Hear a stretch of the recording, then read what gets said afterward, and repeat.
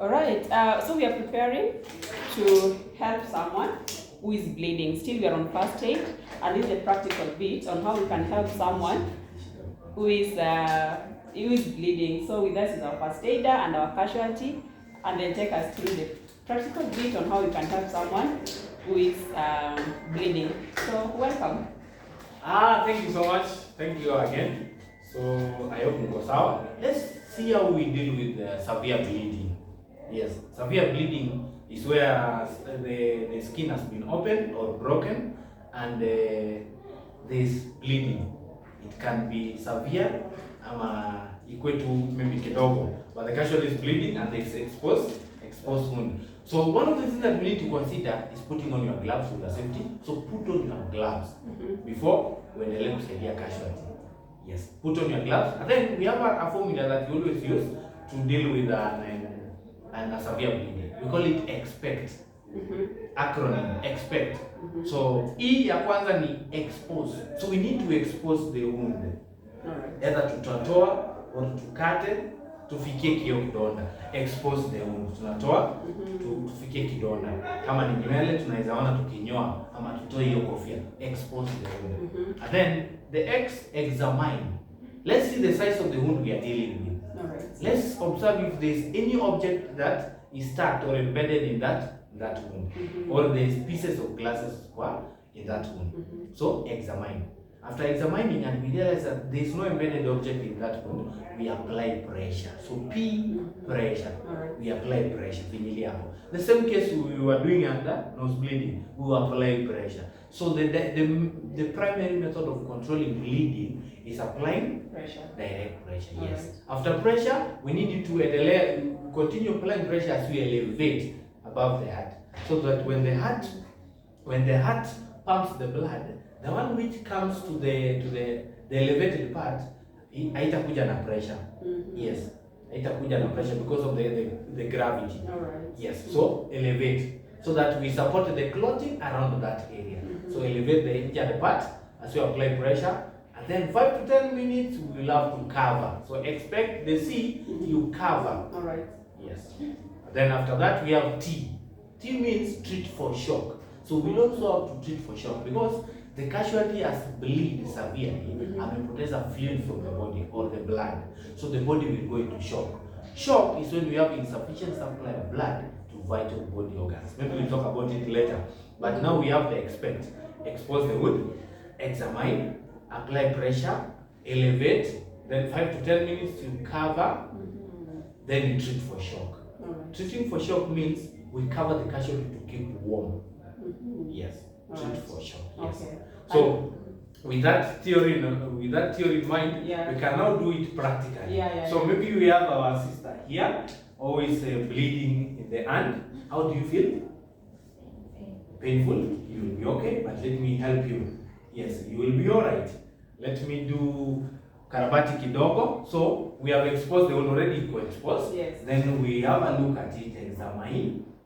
And then tomorrow there is no object embedded on the wound. There is no pieces of glasses. So it's just a bleeding. Then tutaambia casualty afanye nini? Afinyilie hapo, apply pressure. Yes. Yes. But in other cases, before I apply pressure, we can use a dressing.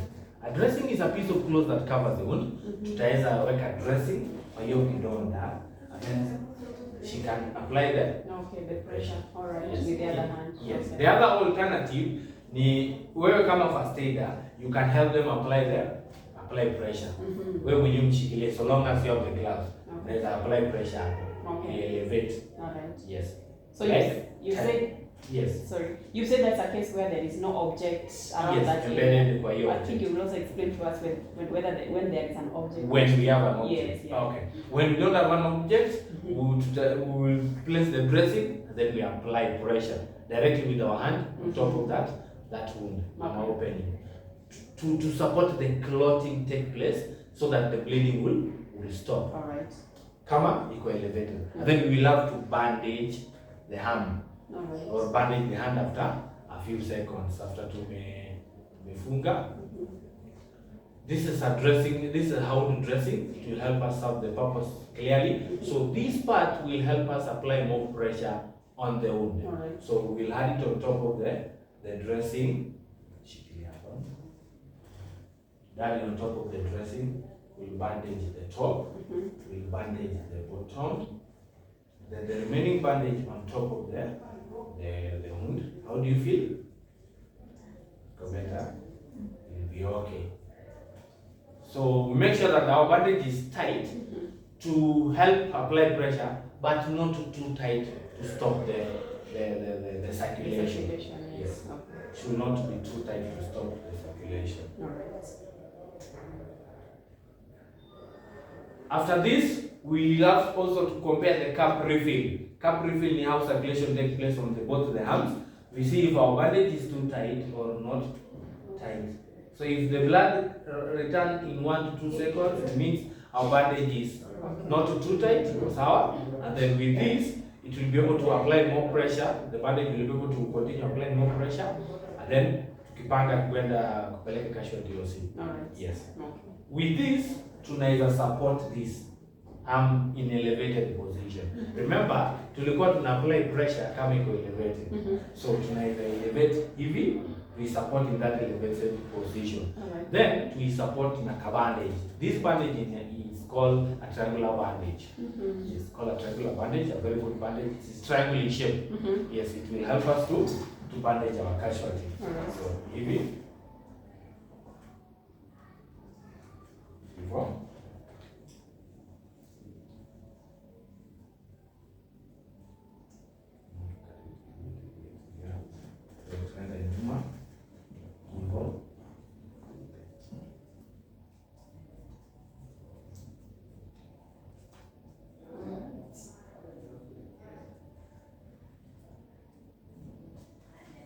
Aha.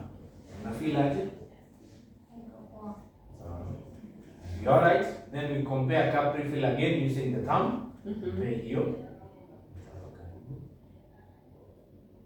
Aha, very nice. And then now we take our casualty to the hospital. Alright. You will be alright. We have to reassure our casualty Alright. that everything itakuwa sawa. Actually, you've been saying that. Yes. Okay, that's very good.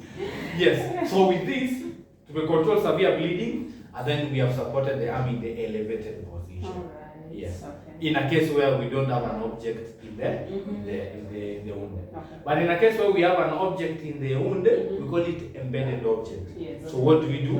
One thing that we have to do, that we have to know, is that the object is embedded, Yes. so it cannot be removed. As a first aid, do not remove the object. Okay. Yes. Wacha ende atolewe we'll see. So what do? We will we'll make a ring bandage. We'll make a ring bandage.